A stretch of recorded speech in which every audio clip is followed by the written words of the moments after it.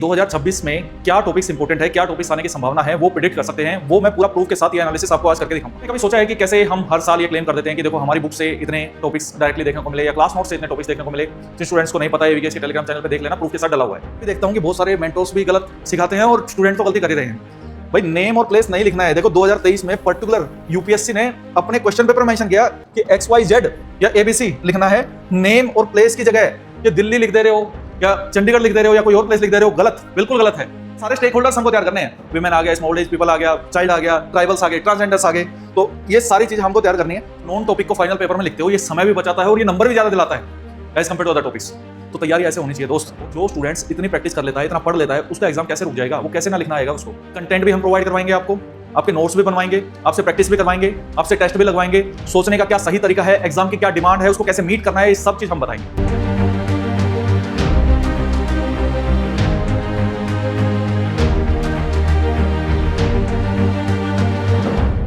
जय हिंद everyone, welcome back to AVKS academy. मैं नवीन शौकत एवीकेएस के इस प्लेटफॉर्म पे आपका दिल से स्वागत करता हूं। दोस्त, आप में से बहुत सारे एस्पिरेंट्स मुझे बोलते हैं कि सर मेरा पेपर 1 ऑलरेडी रेडी हो चुका है या होने वाला है, लेकिन पेपर 2 कहीं ना कहीं हर्डल बना हुआ है। ऐसे में आप में से बहुत सारे स्टूडेंट्स परेशान हैं कंटेंट को लेके, स्ट्रक्चर को लेके, सेंटेंस अरेंजमेंट को लेके या ब्रेनस्टॉर्मिंग को लेके कि माइंड में पॉइंट से नहीं जनरेट हो पाते हैं। आप ये भी जानते हैं कि पेपर 2 CAPF AC में गेम चेंजर का काम करता है और अगर हम 95 या 100 मार्क्स गेन कर लेते हैं पेपर 2 में तो हाई चांसेस हैं कि हमारा नाम लिस्ट में आ जाएगा और एक अच्छा रैंक भी आ सकता है। हम ये भी जानते हैं कि पिछले 2 सालों से CAPF पेपर 1 की बात करें तो डिफिकल्ट साइड आ रहा है और ऐसे में पेपर 2 की इंपॉर्टेंस और बढ़ जाती है। आपने कभी सोचा है कि कैसे हम हर साल ये क्लेम कर देते हैं कि देखो हमारी बुक से इतने टॉपिक्स डायरेक्टली देखने को मिले या क्लास नोट से इतने टॉपिक्स देखने को मिले। जिन स्टूडेंट्स को नहीं पता है एवीकेएस के टेलीग्राम चैनल पे देख लेना, प्रूफ के साथ डला हुआ है। आप भी 2026 में क्या टॉपिक्स इंपॉर्टेंट है, क्या टॉपिक्स आने की संभावना है, वो प्रिडिक्ट कर सकते हैं। वो मैं पूरा प्रूफ के साथ ये एनालिसिस आपको आज करके दिखाऊंगा। पहले हम PYQ एनालिसिस करेंगे। PYQ एनालिसिस के बेसिस पे मैं जो बोलूंगा आपके दिमाग के तार भी खुलेंगे कि क्या राइट अप्रोच है पेपर 2 तैयार करने की। अब में से बहुत सारे स्टूडेंट्स ऐसे हैं जो एवीकेएस के साथ तैयार करना चाहते हैं या किसी और प्लेटफॉर्म की सहायता से तैयार कर रहे हैं या खुद से तैयार कर रहे हैं। इस वीडियो का एक पर्पस तो अभी 16 अप्रैल को जो बैच आ रहा है उसके बारे में जानकारी प्रोवाइड करवाना है, लेकिन ये जानकारी प्रोवाइड करवाना है कि दोस्त अगर आप खुद से तैयारी कर रहे हैं या किसी और के साथ तैयारी कर रहे हैं तो ये मेथड अपनाना बहुत जरूरी है। अगर आप इसको नेगलेक्ट करके जा रहे हैं तो इसका हर्जाना आपको भरना पड़ेगा। तो चलिए चीजों को डिस्कस करना स्टार्ट करते हैं। शुरुआत में मैं सबसे पहले 16 अप्रैल वाले के बारे में बात कर लेता हूं, फिर ये डिस्कशन करेंगे। 16 अप्रैल से बैच आ रहा है। It's a one stop solution और पेपर 2 प्रिपरेशन। मेरी ये श्योरिटी है दोस्त, जो स्टूडेंट इस बैच का पार्ट बनता है उसको पेपर 2 में 1% दिक्कत आने वाली नहीं है। इसमें हम आपको क्लासेस प्रोवाइड करवाएंगे। टोटल 5 फैकल्टीज आर देयर जो पेपर 2 में डील करती हैं। पेपर 2 आप देखेंगे ना, कॉम्बिनेशन है जनरल स्टडीज का और इंग्लिश का। जनरल स्टडीज में ऐसे आते हैं, आर्गुमेंट आते हैं, रिपोर्ट राइटिंग आती है। हमारे एग्जाम में 6 में से 4 ऐसे हमको लिखने हैं, 2 आर्गुमेंट लिखने हैं, 2 रिपोर्ट लिखनी है। ऐसे में 10 टॉपिक आते हैं जनरल स्टडीज बेस्ड और 8 टॉपिक हमें एग्जाम में लिखने होते हैं। अलग अलग नेचर हैं एग्जाम में इन टॉपिक्स के, society based, economy based, international relations based, security based या पॉलिटी बेस्ड, फिलोसफिकल, ऐसे भी 1-2 देखने को मिल जाता है कभी कभी। इंग्लिश की बात करें तो ग्रामर, प्रीसिज, कॉम्प्रिहेंशन, हाईली प्रिडिक्टेबल रहता है। ये 25 मार्क्स जो कैंडिडेट इन पे फोकस करके चलता है, हाई चांस है कि वो 90 क्रॉस कर जाएगा या 90, 100 भी टच कर जाएगा। इस बैच में कंप्लीट क्लासेस आपको मिलेंगी। 100 टॉपिक से ज्यादा हम क्लासेस में कवर करवाएंगे। दोस्त, पढ़ाने का तरीका बता देता हूं आपको।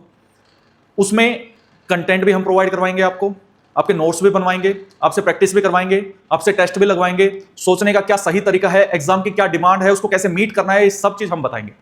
करना आपको है दोस्त। स्टडी मटेरियल हमारा है, हम इसमें प्रोवाइड करवाएंगे। हमारी एक पेपर 2 की PYQ बुक है दोस्त ये, और ये वीडियो एक बार जब आप देख लेंगे ना तो इस बुक की इंपॉर्टेंस आपको समझ में आ जाएगी। एक हर साल हमारी एक्सपेक्टेड टॉपिक्स की बुक आती है, 2025 वाली है, 26 वाली within a week release कर देंगे हम। इसमें लगभग 125 से 130 टॉपिक रहते हैं, जो इस बार वाली है 135 टॉपिक्स हैं उसमें। और ये बुक से डायरेक्ट क्वेश्चंस आपको देखने को मिलते हैं। इसमें मॉडल आंसर से कंटेंट है, एवरीथिंग इट कंटेन्स। लेकिन इस कंटेंट को यूटिलाइज कैसे करना है या क्लास में इसको समझना कैसे है या इनसे सिमिलर टॉपिक कैसे आएंगे तो कैसे उसको लिखना है, क्योंकि अल्टीमेट गोल क्या है? अल्टीमेट गोल है अननोन टॉपिक को कैसे डील करना है, वो आप इन क्लासेस के माध्यम से सीख पाएंगे। स्टडी मटेरियल हो गया। अब बात आती है प्रैक्टिस की। इस बैच में आपकी टेस्टेज इंक्लूड है, पेपर 1 की भी इंक्लूड है, पेपर 2 की भी इंक्लूड है और पेपर 2 के सेक्शनल और फुल एंड टेस्ट में इंक्लूड है। सारे इवैल्यूएट होंगे। इस टेस्टेज में आप 100 टॉपिक प्रैक्टिस करेंगे। दोस्त, देख रहे हो यहाँ पे 100 टॉपिक क्लास में ही हो रहे हैं, 135 टॉपिक इस बुक में है और 100 टॉपिक के आसपास इस बुक में है, ठीक है। और 100 टॉपिक आप यहाँ पे प्रैक्टिस कर रहे हो। ऑफ कोर्स ये सारी चीजें ओवरलैप करेंगे एक दूसरे से। जो स्टूडेंट्स इतनी प्रैक्टिस कर लेता है, इतना पढ़ लेता है, उसका एग्जाम कैसे रुक जाएगा, वो कैसे ना लिखना आएगा उसको। आपको बस मेहनत करने के लिए रेडी रहना है, बाकी सारा काम हमारा है दोस्त। मेंटरशिप इसमें इंक्लूड है। मेंटरशिप का मतलब क्या है वो आपको बता देता हूं कि पेपर अटेम्प्ट कैसे करना है, टाइम कैसे मैनेज करना है। और जब सपोज 5 मिनट बची हैं और एस्से लिखना है तो मैं कैसे लिख सकता हूं, मुझे क्या करना चाहिए उस ड्यूरेशन के दौरान, क्योंकि जनरली तो 18 मिनट रहती हैं एक एस्से लिखने के लिए 20 नंबर का, लेकिन 5 मिनट बची हैं तो उस सिचुएशन में क्या करेंगे। ऐसे ही कौन से हाईली मोस्ट इंपॉर्टेंट टॉपिक्स हैं जो आने की चांसेस हैं या ग्रामर में आने की चांसेस हैं, वो इस वीडियो में भी हम डिस्कस करेंगे। और आफ्टर एग्जाम गाइडेंस, इसमें इंटरव्यू गाइडेंस वगैरह सब इंक्लूड है।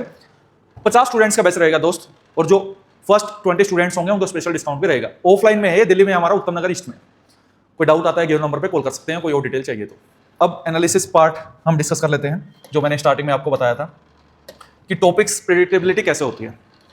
पीवाईक्यूज की इंपॉर्टेंस देखो दोस्त, यहाँ पे 2020 का एक क्वेश्चन आया था, emerging threats to India's internal security.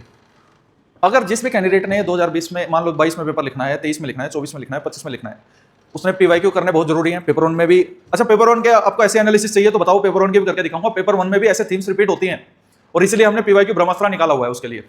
उसमें टॉपिक वाइज है PYQs. Emerging threat to India's internal security, इसमें एक इमर्जिंग थ्रेट्स की जब बात आती है तो साइबर अटैक्स एक इमर्जिंग थ्रेट है, ड्रोन अटैक्स इमर्जिंग थ्रेट है, और जो फाइनेंशियल फ्रॉड्स है वो आज के समय में इतने इंक्रीज हो रहे हैं, वो इमर्जिंग थ्रेट है। तो जब ये इमर्जिंग थ्रेट की बात हो रही है, उसमें जब साइबर अटैक वाले की बात होती है तो एक कैंडिडेट को ये तैयार करना बहुत जरूरी है, जिसने यहाँ पे वो तैयार कर लिया होगा 2023 में जब एग्जाम लिखा होगा उसके बल्ले बल्ले, क्योंकि डायरेक्ट क्वेश्चन आ गया, cyber attacks a new kind of warfare. अब हमें ये पता चल गया कि सिक्योरिटी से वो क्वेश्चन पूछ ही रहा है, सिक्योरिटी का अपना एक सिलेबस है और उसमें मुझे फोकस करना है डिजिटल वाली चीजों पे और वो डिजिटल से जुड़े हुए चैलेंजेस में सिक्योरिटी चैलेंजेस क्या है। क्यों? क्योंकि 2000 ये सिर्फ तुक्का नहीं है दोस्त, 2025 में क्वेश्चन आया फिर से, इंपोर्टेंस ऑफ साइबर सिक्योरिटी। यहां पे अटैक्स पूछा, यहां पे सिक्योरिटी पूछी। जब यहां पे आप तैयार करोगे तो यहां पे सिक्योरिटी तो तैयार करोगे, और हमारा पढ़ाने का तरीका ही ये रहता है दोस्त इसमें कि एक हम प्रॉपर अब साइबर वर्ल्ड से रिलेटेड जो पॉसिबल टाइटल्स बन पाएंगे और उससे रिलेटेड जो पॉसिबल इंफॉर्मेशन है वो आपको प्रोवाइड करवा देना। और अब उसके बेसिस पे, अब चाहे वो जो मर्जी टॉपिक पूछ ले, अगर उसमें साइबर से रिलेटेड उसने पूछ लिया तो आप एबल रहेंगे उस चीज को लिखने के लिए। ये तो एक हमने तुक्का देख लिया।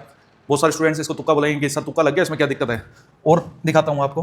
फार्मर अपने आप में पहले तो एक एग्रीकल्चर मेन थीम, उसके नीचे सब टॉपिक फार्मर से देखो 2016 का क्वेश्चन है, फार्मर सुसाइड्स इन इंडिया।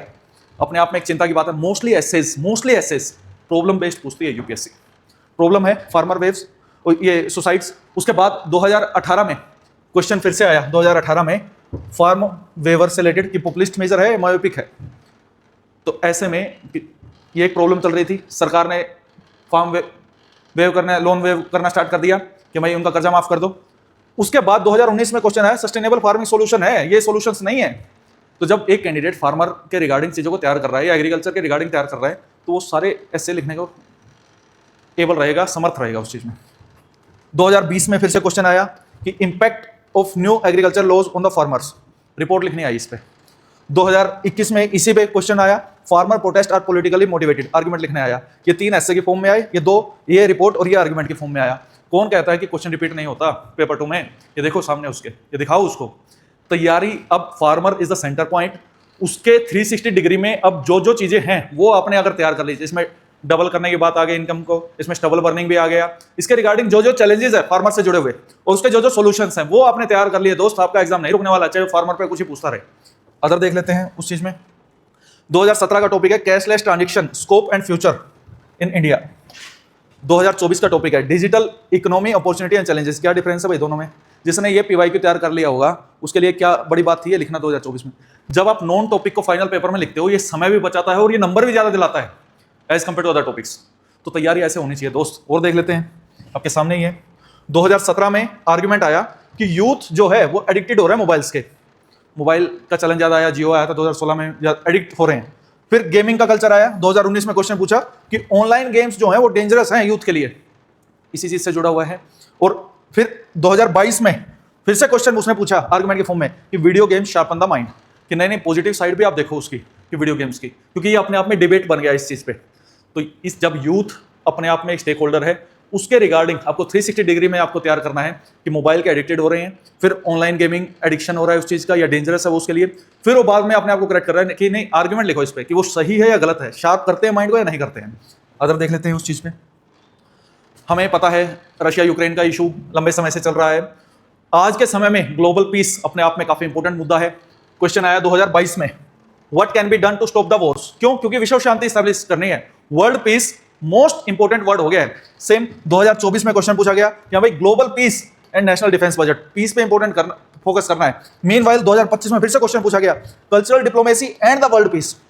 तो प्रेजेंट टाइम में जब इतना टर्मोइल चल रहा है, मल्टीपोलर वर्ल्ड हो रखा है, इजराइल वाला इशू चल रहा है, इजराइल ईरान का या रशिया यूक्रेन का या इंडिया पाकिस्तान का, तो वर्ल्ड पीस कितना इंपॉर्टेंट हो जाता है। तो इंटरनेशनल रिलेशंस को जब आप तैयार कर रहे हो तो किस तरीके से आपको तैयार करना है दोस्त। उसमें इंटरनेशनल रिलेशंस में आपको नेबरिंग कंट्रीज के साथ जो रिलेशंस हैं वो तो तैयार करना ही है। आपके नेबरहुड में क्या हो रहा है कि टर्मोइल हो रहा है, तो आपकी जो पॉलिसी है, इंडिया की फॉरेन पॉलिसी है, नेबरहुड फर्स्ट पॉलिसी, तो वो सक्सेस है या फेलियर है, क्योंकि वो काम कर रही है नहीं कर रही है, इसकी एनालिसिस आ सकती है। और बात सिर्फ लैंड की नहीं है, मैरीटाइम सिक्योरिटी की है, उससे रिलेटेड क्वेश्चन आ सकता है, ब्लू इकोनॉमी से रिलेटेड क्वेश्चन आ सकता है। मीनवाइल जब इंटरनेशनल रिलेशंस की बात करें तो इंडिया के relation with other countries, neighbouring country के अलावा, चाहे इसमें वेस्ट एशिया की बात हो, चाहे यूएसए की बात हो, चाहे इसमें रशिया की बात हो, ये आपको तैयार करने रहेंगे। मीनवाइल जो ट्रेड वॉर हुआ था उसके रिगार्डिंग क्वेश्चन पूछा जा सकता है।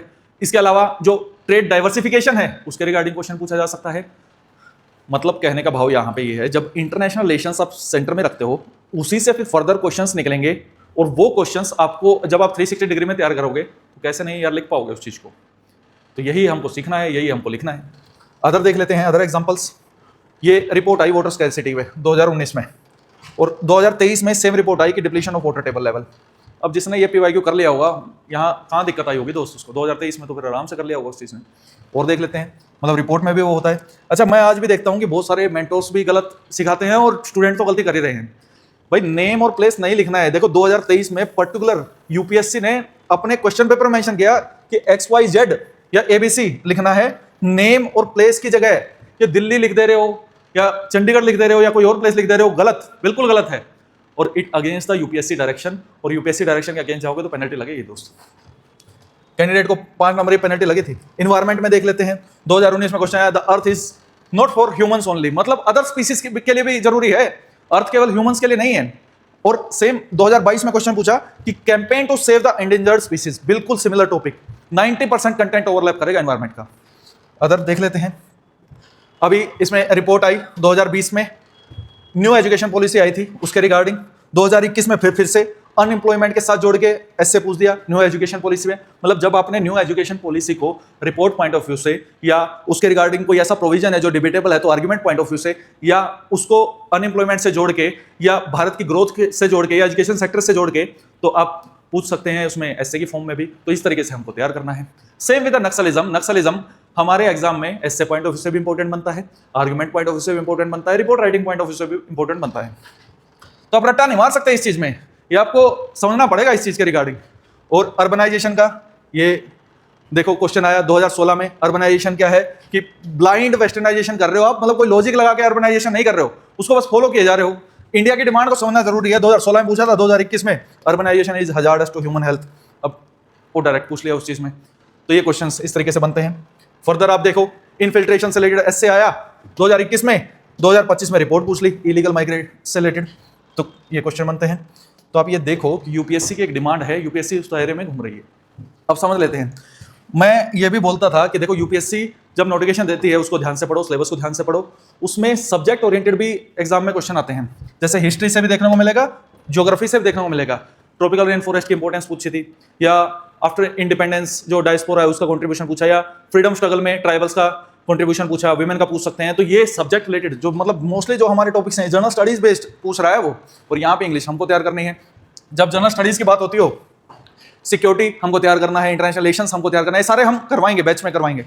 सोसाइटी हमको तैयार करना है, सोसाइटी में सारे स्टेक होल्डर्स हमको तैयार करने हैं, विमेन आ गया, स्मॉल एज पीपल आ गया, चाइल्ड आ गया, ट्राइबल्स आ गए, ट्रांसजेंडर्स आ गए, तो ये सारी चीजें हमको तैयार करनी है। सेक्टर वाइज हमको प्रिपरेशन करनी है, हेल्थ सेक्टर है, एजुकेशन सेक्टर है, या एनर्जी सेक्टर है, इकोनॉमी रिलेटेड एसेस हमसे पूछता है, पॉलिटी हमको तैयार करना है, चाहे इसमें क्रिमिनलाइजेशन ऑफ पॉलिटिक्स की बात हो, या पार्लियामेंट अच्छे से काम नहीं कर रही उस चीज के रिगार्डिंग बात हो, या डेमोक्रेसी के रिगार्डिंग बात हो, या जो मीडिया है फोर्थ पिलर ऑफ डेमोक्रेसी बोला जाता है उसके रिगार्डिंग बात हो। मीनवाइल एनवायरमेंट में क्लाइमेट चेंज का इंपैक्ट एग्रीकल्चर पे, ये क्वेश्चन डायरेक्ट पूछा, विमेन पे पूछ सकता है, अदर जो स्टेक होल्डर्स हैं उन पे पूछ सकता है। मीनवाइल ज्योग्राफी से डायरेक्ट क्वेश्चन आया, हिस्ट्री से डायरेक्ट क्वेश्चन आया, समटाइम्स फिलोसफिकल एसेस भी देखने को मिले। तो इस चीज को ध्यान में रखते हुए तैयारी करना है दोस्त। सेम विद इंग्लिश, जब आप ग्रामर में ये चैप्टर्स तो मोस्ट इंपोर्टेंट है, जो ये चैप्टर्स कर गया उसके आराम से नंबर आएंगे। आर्टिकल्स है, क्वेश्चन टैग है, preposition, tense, voice, narration, conjunction, subject verb agreement, यहीं से क्वेश्चन बनते हैं। फ्रेजल वर्ब्स गिनी चुनी 200-250 फ्रेजल वर्ब्स हैं दोस्त, उन पे सेंटेंस जो वर्ब है वो चेंज किए बिना सेंटेंस फॉर्मेशन करनी है, और जो रीकरेक्ट द सेंटेंस आता है वो इन्हीं रूल्स को इस्तेमाल करते हुए वो पूछता है। तो इस चीज को ध्यान में रखते हुए आपको तैयारी करनी है। कोई डाउट आता है गिवन नंबर पे कॉल करें। पेपर 1 की ही ऐसी डिटेल्ड एनालिसिस चाहिए तो उस कमेंट सेक्शन में बताओ, उस पर डिस्कस करेंगे। मिलते हैं नेक्स्ट वीडियो में। जय हिंद।